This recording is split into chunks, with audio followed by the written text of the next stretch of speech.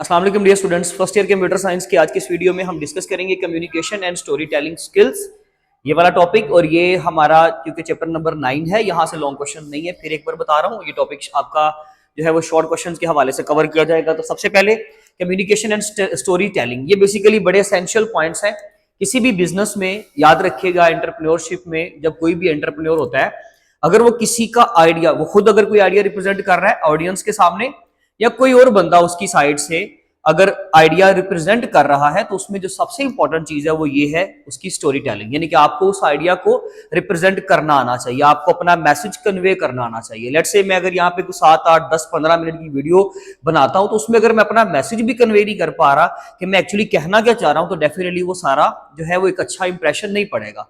तो इसलिए हमेशा कम्युनिकेशन एंड स्टोरी टेलिंग में बेसिकली ये होता है कि एक तो आप कम्युनिकेट करते हो विद द ऑडियंस, वो कोई भी आपका क्लाइंट हो सकते हैं, वो इन्वेस्टर्स हो सकते हैं, आपने किसी के भी सामने उस चीज को रिप्रेजेंट करना है। और स्टोरी टेलिंग उस आर्ट को कहते हैं, वो आइडिया जो रिप्रेजेंट आप करते हो, उसका जो मेथड है, जो भी आप पिक्चर्स, इमोशंस, आप लोग फिगर्स यूज करते हो, आप लोग वर्ड्स यूज करते हो, उस सारी चीजों को, उस कॉम्बिनेशन को, उस मेथड को, उस टेक्निक को हम क्या बोलते हैं, उस आर्ट को हम क्या बोलते हैं, स्टोरी टेलिंग। तो ये दोनों बड़े इंपॉर्टेंट पॉइंट्स हैं, इनके बारे में बात हो रही है कि they help you express your ideas. ये दोनों चीजें आपको आपका आइडिया रिप्रेजेंट करने में, connect with others and make a lasting impact whatever you are sharing. आप कोई भी चीज शेयर कर रहे हो, आप अपना कोई पर्सनल एक्सपीरियंस, कोई स्टोरी रिप्रेजेंट कर रहे हो, या लेट्स से आप कोई बोर्ड के ऊपर कोई टॉपिक है आप वो रिप्रेजेंट कर रहे हो, आप किसी भी चीज के बारे में बात कर रहे हो, आपने जो भी चीज रिप्रेजेंट करनी है, आपका जो भी टॉपिक है, वो हमेशा के लिए आपको बेसिकली उसमें क्या क्या चीजों की जरूरत है, एक स्टोरी टेलिंग की आर्ट होनी चाहिए, और डेफिनेटली, और दूसरा आपने कम्युनिकेट करना है, यानी कि दूसरों को अपने साथ एंगेज करना है। तो ये बेसिकली दोनों चीजें उस चीज में बड़ी हमें हेल्प करते हैं, हमें इनको अंडरस्टैंड करना है। सबसे पहले हम बात करते हैं communication. If we talk about the communication, तो इसका मतलब ये है कि जब आप अपना मैसेज किसी दूसरे को कन्वे करते हो, तो the exchange of message between two people, between two persons, that is called as communication. Communication दो तरह से होती है, एक होती है वर्बल कम्युनिकेशन, एक होती है non verbal communication. Verbal communication में हम कोई इंप्रेशन यूज करते हैं, जैसे कि स्पीकिंग या राइटिंग, जिसमें हम लोग एक कंप्लीट थीम देते हैं फिगर्स के जरिए से, जिसमें हम वर्ड्स को यूज करते हैं। जैसे इस वक्त मैं आपको बेसिकली क्या कर रहा हूं, मेरा जो मेजोरिटी पोर्शन है वो वर्बल के ऊपर जो है वो रिलाई कर रहा है, या वर्बल कम्युनिकेशन में आपके साथ कर रहा हूं। क्यों? क्योंकि मैं आपको जो भी चीजें बता रहा हूं वो बोल के बता रहा हूं। डेफिनेटली उसमें कुछ चीजें नॉन वर्बल हैं, जैसे मैं यहाँ पे कोई डायग्राम बना देता हूं, या मेरे हैंड गेस्चर, पोस्चर्स जो है, मेरी बॉडी लैंग्वेज जो है, वो भी डेफिनेटली उसमें शामिल है। लेकिन ज्यादातर जो पोर्शन है इस वक्त वो कौन सा है? वर्बल। तो वर्बल कम्युनिकेशन में आप स्पीकिंग के जरिए, राइटिंग के जरिए से, कंप्लीट जो है वो वर्ड्स की रिप्रेजेंटेशन के जरिए से अपना मैसेज किसी को कन्वे करते हो, या अपना मैसेज किसी को सेंड करते हो, या उसकी तरफ से रिसीव करते हो। That is called as verbal communication, जिसमें अल्फाज का इस्तेमाल होगा। लेकिन अगर किसी में अल्फाज का इस्तेमाल नहीं हो रहा, मैं वैसे कहता हूं जी ओके, मैं किसी को यस बोल देता हूं, मैं किसी को नो बोल देता हूं, यानी कि मैं सर हिला देता हूं, तो ये बेसिकली क्या होता है कि आप अपनी बॉडी लैंग्वेज के जरिए से, गेस्चर पोस्चर के जरिए से किसी चीज के बारे में रिप्रेजेंटेशन देते हो, या उसको एक्सप्लेन करने की कोशिश करते हो। That communication is called as non verbal. Question आ सकता है शॉर्ट में कि कम्युनिकेशन कितनी तरह की हो सकती है। अच्छा, उसके अलावा आपको ओवरऑल ये क्वेश्चन नहीं आएगा, ये वाला शॉर्ट एटलीस्ट नहीं बनेगा, बस आपका पहला शॉर्ट क्वेश्चन यही से क्लियर होगा। हाँ, ये अलग से शॉर्ट क्वेश्चन आ सकता है कि जी वर्बल कम्युनिकेशन क्या होती है, उसमें हम क्या यूज करते हैं, और नॉन वर्बल कम्युनिकेशन क्या होती है। ठीक हो गया। उसके बाद एग्जाम्पल की बात करते हैं जो हमारी बुक के अकॉर्डिंगली है। उसमें आप सपोज कर लें कि स्टूडेंट्स को एक प्रोजेक्ट मिला जिसके ऊपर उन्होंने बात करनी है, और वो क्या है? Environmental conservation. तो एनवायरमेंट को कैसे कंजर्व किया जा सकता है, उसकी कंजर्वेशन कैसे मेंटेन की जाती है, हमने उस चीज के ऊपर ना कोई भी प्रेजेंटेशन देनी है। तो अगर आपने इस प्रोजेक्ट के ऊपर प्रेजेंट करना है, इस टॉपिक के ऊपर प्रेजेंट करना है, तो उसमें वो कहता है कि इफेक्टिव कम्युनिकेशन जो होगी ना, उसमें क्या होगा? इफेक्टिव कम्युनिकेशन में 3 चीजें हैं। एक, क्लियर स्पीकिंग, नंबर 1 पे जो सबसे पहला पॉइंट है। सेकंड पे good body language, and number 3 पे लिसनिंग। अगर आप ये तीनों चीजों को मेंटेन करते हो, आप उस चीज में शामिल करते हो, तो इसका मतलब है कि आपकी जो कम्युनिकेशन है वो एक इफेक्टिव कम्युनिकेशन है। शॉर्ट क्वेश्चन क्या बन सकता है कि इफेक्टिव कम्युनिकेशन के अंदर कौन कौन से पॉइंट्स शामिल होते हैं, आपने जस्ट इनके नाम लिखने हैं। आगे एक एक लाइन अगर आप एक्सप्लेन कर देंगे तो बहुत अच्छी बात है। वो डिपेंड करता है क्वेश्चन किस तरह आता है। क्लियर स्पीकिंग का मतलब है कि आप जो भी अल्फाज बोल रहे हो उसकी प्रोनाउंसिएशन, आप हर चीज ठीक तरीके से अगले जो भी आपका मैसेज रिसीव कर रहा है रिसीवर साइड पे, आप उसको अच्छे तरीके से अपना मैसेज कन्वे करें। आपके सारे अल्फाज उसको समझ में आने चाहिए। नंबर 2 पे गुड बॉडी लैंग्वेज। आप जो भी गेस्चर पोस्चर यूज कर रहे हो, आपने हर चीज के बारे में आपका जो बॉडी लैंग्वेज है वो बहुत क्लियर होनी चाहिए और उसको प्रॉपर आपका मैसेज जो है वो आपके गेस्चर पोस्चर के जरिए से भी समझ में आना चाहिए। तो लिसनिंग बेसिकली जो है वो एक मोस्ट इंपॉर्टेंट मॉड्यूल है कम्युनिकेशन के अंदर, क्योंकि आपने ऑडियंस को जो भी मैसेज पहुंचाना है, जो भी आपने पैगाम देना है, आपने डेफिनेटली उनके आगे जो भी काउंटर क्वेश्चंस होंगे, उनकी जो भी क्यूरीज होंगी, वो जो भी आपसे सवालात करते हैं, आपको उसको ध्यान से सुनना है, अंडरस्टैंड करना है, एंड देन आपने दोबारा से रिस्पॉन्स बैक करके उनकी वो क्यूरी जो है वो रिजोल्व करनी है। तो ये बेसिकली कम्युनिकेशन में सबसे इंपॉर्टेंट 3 चीजें होती हैं जो कि एक कम्युनिकेटर, जो बंदा मैसेज को दे रहा है, किसी को कन्वे कर रहा है मैसेज, उसके अंदर ये चीजें लाजमी तौर पे शामिल होनी चाहिए। उसके बाद आता है story telling. It involves using words, images and emotions. ये एक पूरा आर्ट है जिसमें आप वर्ड्स को भी यूज करते हो, इमेजेस वगैरह को भी यूज करते हो और इमोशंस वगैरह को भी यूज करते हो। जैसे कि मैं अगर किसी चीज के ऊपर बात कर रहा हूं, अगर उसमें कोई ऐसी चीज है जिसमें मुझे हैप्पियर फेस बनाना चाहिए तो मैं उसमें स्माइल कर दूं। अगर मुझे उसमें सैड होना चाहिए तो मैं फिर फेस एक्सप्रेशन उस तरह के दूं। अगर मुझे कोई सरप्राइजिंग कोई वर्ड आ गया है जिसमें मुझे सरप्राइज्ड जो है या एक्साइटमेंट वाला जो है आपको गेस्चर पोस्चर देना है, तो आप उसके मुताबिक अपना एक्सप्रेशन दे। फेशियल एक्सप्रेशंस यानी कि आपकी कम्युनिकेशन के अकॉर्डिंगली होने चाहिए।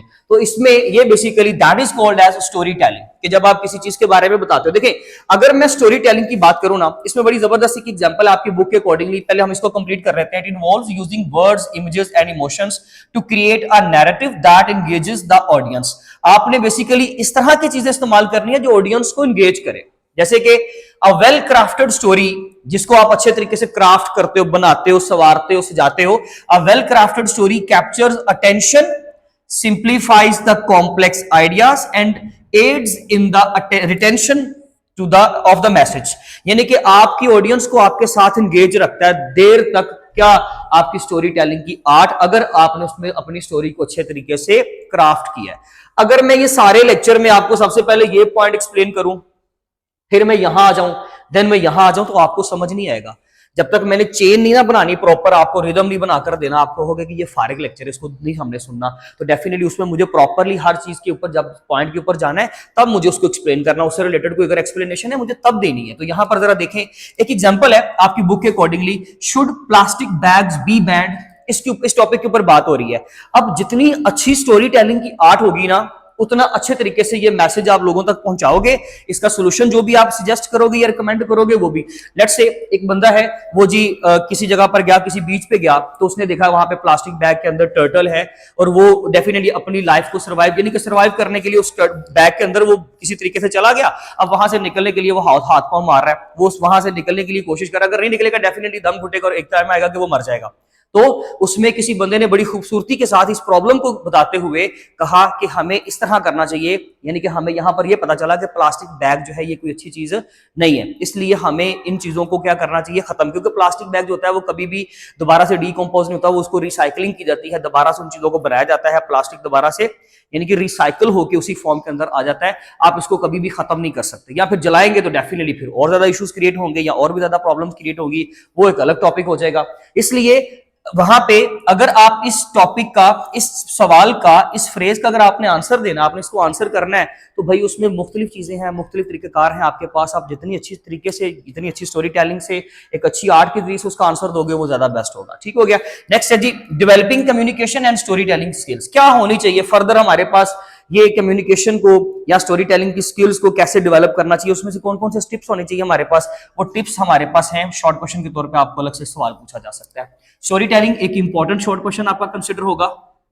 और ये इसके अलावा टिप्स में मोस्ट प्रोबेबली कि हमें सिर्फ नाम ही लिखने को बोलेगा, वो क्वेश्चन देगा कि आप उनके नाम बता दें। तो सबसे पहले है जी प्रैक्टिस रेगुलरली। आप प्रैक्टिस करें, आपका जो एक्सपीरियंस है आपको बहुत कुछ सिखाता है, आपका तजर्बा आपको बहुत कुछ सिखाता है, तो आपको उसकी रेगुलरली प्रैक्टिस करनी चाहिए। हर वक्त कहीं पे भी जब आपके पास फ्री टाइम हो, आप जो भी स्टोरी टेलिंग करना चाहते हो, किसी भी चीज के ऊपर आपने बात करनी है, तो आप उसके बारे में पहले प्रैक्टिस करें। उसके बाद नो योर ऑडियंस, आपको अपनी ऑडियंस के बारे में पता होना चाहिए। अगर मेरे पास देखिए, मैंने अगर आपको मैसेज देना ना, तो मेरी कोशिश होती है कि मैं इंटरमीडिएट के बच्चे को पढ़ा रहा हूं तो मैं उसके अकॉर्डिंगली थोड़े वर्ड्स यूज कर लेता हूं। अगर मैं मैट्रिक के बच्चे को पढ़ाऊंगा, मेरी 9th क्लास की जो वीडियो है, ये 10th की वीडियोस होंगी, तो मेरी कोशिश होगी कि उसमें जरा मजीद थोड़े से सिंपल अल्फाज आ जाएं। अगर मैं इससे भी छोटी क्लास को पढ़ाऊंगा तो मेरी कोशिश होगी कि मैं और भी सिंपल सादा अल्फाज इस्तेमाल करूं जो बच्चों को समझ आ सके। और अगर मैं किसी बड़ी हायर क्लास में पढ़ाऊंगा तो मेरी कोशिश होगी कि मैं अगर एक चीज के बारे में डिटेल दिए बगैर सिर्फ उसका टाइटल यूज करूं ना, तो ये बच्चे उसको पिक कर लेंगे क्योंकि ये इस चीज को समझते हैं।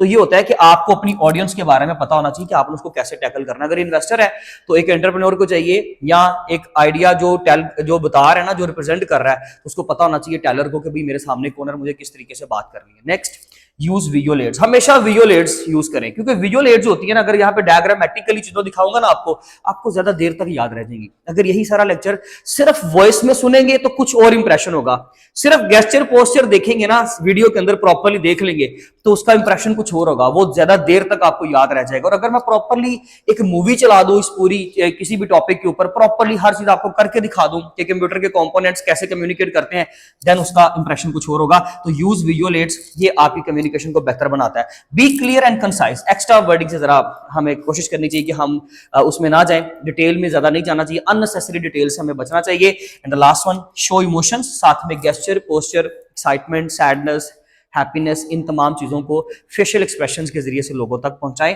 तब आपका मैसेज ठीक तरीके से आवाम तक पहुंचता है। दैट इज द वे कि जिस तरीके से हम लोगों ने कम्युनिकेशन और स्टोरी टेलिंग की आर्ट को, स्किल को बेहतर करना। आप इसका स्क्रीनशॉट ले लें, शॉर्ट क्वेश्चंस के लिए होंगे, डिफरेंट टाइप्स के शॉर्ट क्वेश्चंस बनेंगे, वो आप देख लीजिएगा। अगर आपको किसी चीज की कोई क्यूरी हो, कोई सवाल, तो आप पूछ लीजिएगा। Thank you so much. Next lecture में मिलेंगे, अपना ख्याल रखें।